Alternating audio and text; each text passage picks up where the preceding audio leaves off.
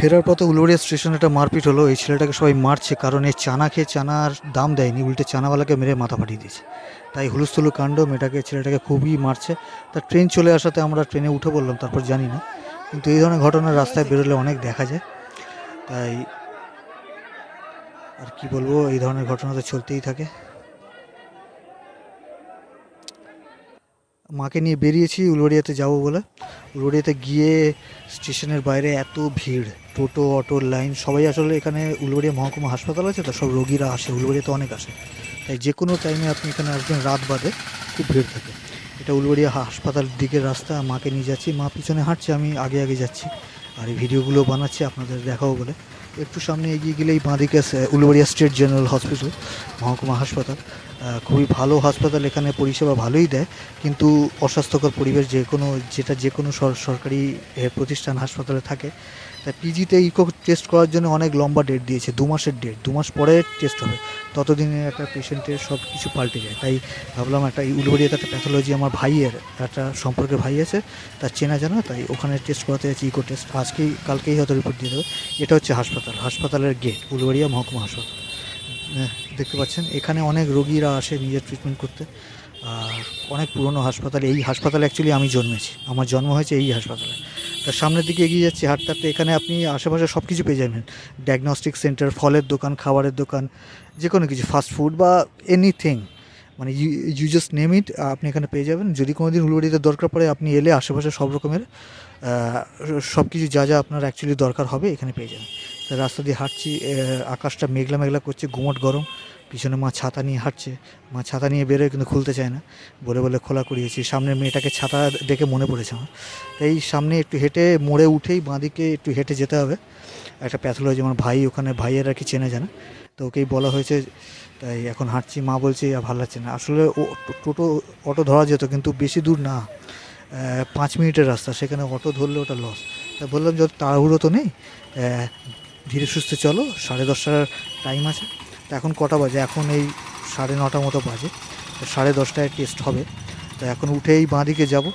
উঠে আস্তে আস্তে করে আমি হাঁটছি, আর প্রচণ্ড গরম লাগছে, উপরে মেঘ করেছে একটু একটু কালো। আর পিছনে মা আছে। এখানে সিভিক ভলেন্টিয়াররা সব ট্রাফিক সামলায়। উলুবেড়িয়াতেও ভালো ট্রাফিক পাওয়া যায়, মানে শহরের মতোই। আপনি দেখতে পাবেন এখানে অনেক ধরনের অ্যাক্সিডেন্ট এই মোড়ে হয়। তা একটু এগিয়ে গেলেই আর কি ডান দিকেই প্যাথোলজিটা আছে।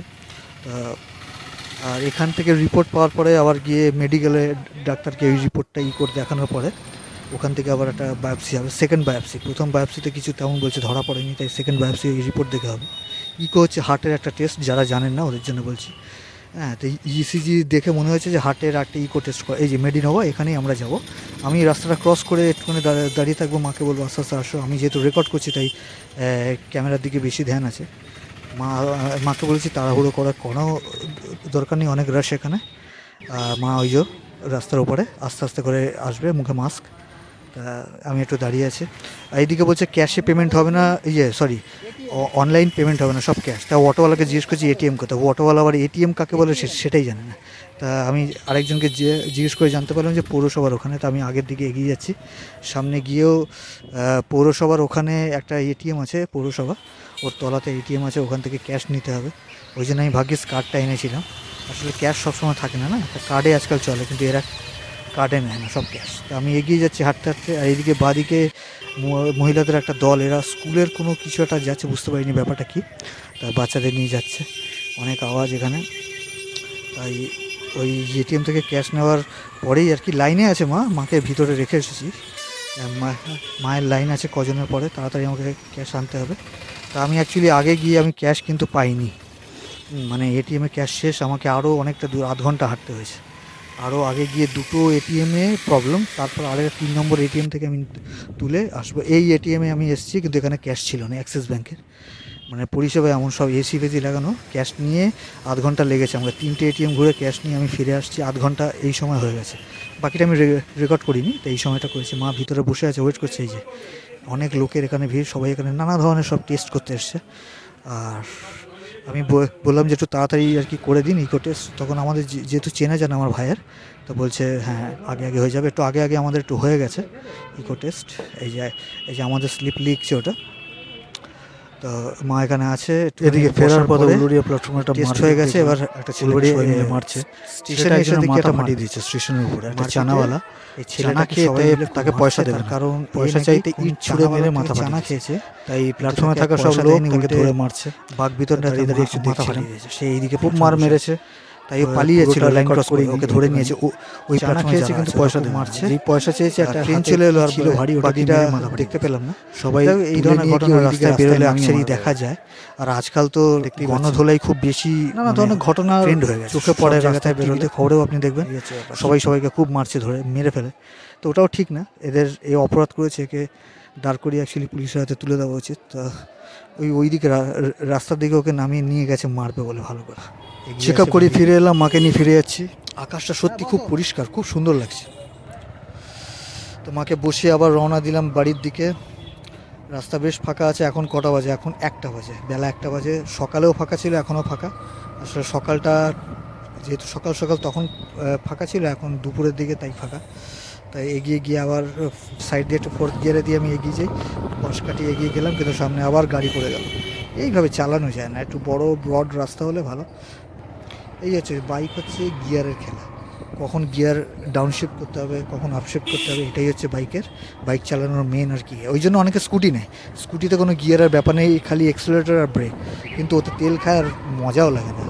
বাইক হচ্ছে গিয়ারের আওয়াজ না হলে না, ঠাক ঠাক করে একটা আওয়াজ হবে, আপ করলাম আওয়াজ, ডাউন করলাম একটা আওয়াজ, নাহলে মজা লাগে। এটা সত্যি বারবার বলছি, আকাশটা যেন ছবি আঁকার মতো দেখতে লাগছে। মেঘগুলো কি সুন্দর সাদা, তার মধ্যে নীল নীল আছে, আকাশটা কি সুন্দর। এবার একটু ফোর্থ গিয়ারে দিয়ে ভাবছি একটু এগোই, সামনে অনেকটা দূর অবধি ফাঁকা, তাই ফোর্থ গিয়ারে দিয়ে এগোনো যাবে 40-এর উপরে করে। তবু একটুখানি আগে থেকে একটুখানি মানে আন্দাজ করতে হয় যে সামনে কতটা গিয়ে আবার থামতে হবে, সেই অনুযায়ী নিজেকে রেডি রাখতে হবে। বেরিয়ে গেলাম, এখনও ফোর্থ গিয়ারেই আছে, কিন্তু সামনে গিয়ে ওই অটোটা মনে হচ্ছে, কেন ওখানটা গর্ত আছে, আমাকে ওখানে সাইড কাটিয়ে বেরোতে হবে। তাই ওখানটা আমি থার্ড করে হাফ ক্লাচ করে সাইড দিয়ে এই বাঁ দিক থেকে বেরিয়ে গেলাম।